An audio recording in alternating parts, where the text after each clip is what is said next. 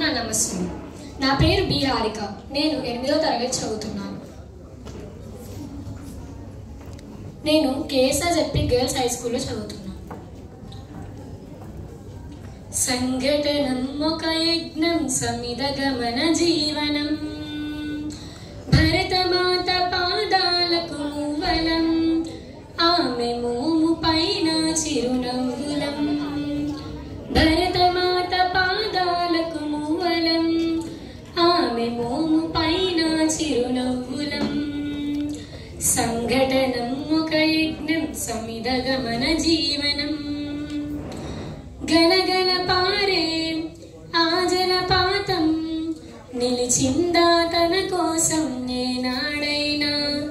మిలమిల మెరిసే ఒక అగ్నికణం, మిగిలిందా తన కోసం ఏ క్షణమైనా. తరతరాల భారతీయ తాపసులది మార్గం, తరతరాల భారతీయ తాపసులది మార్గం.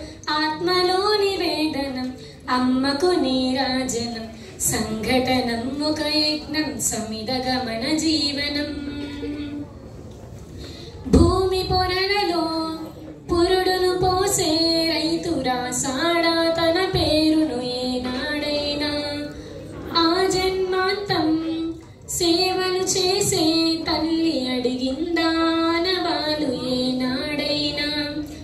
అనామికత సందేశం హైందవ జీవన సారం,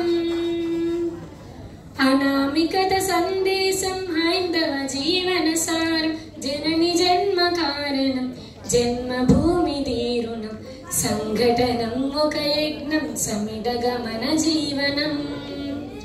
భరతమాత పాదాలకు మూవలం, ఆమె మోము పైన చిరునవ్వులం.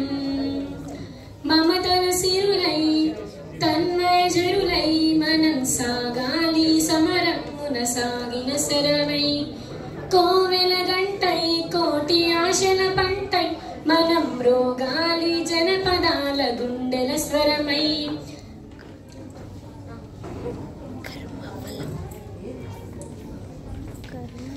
కర్మఫలం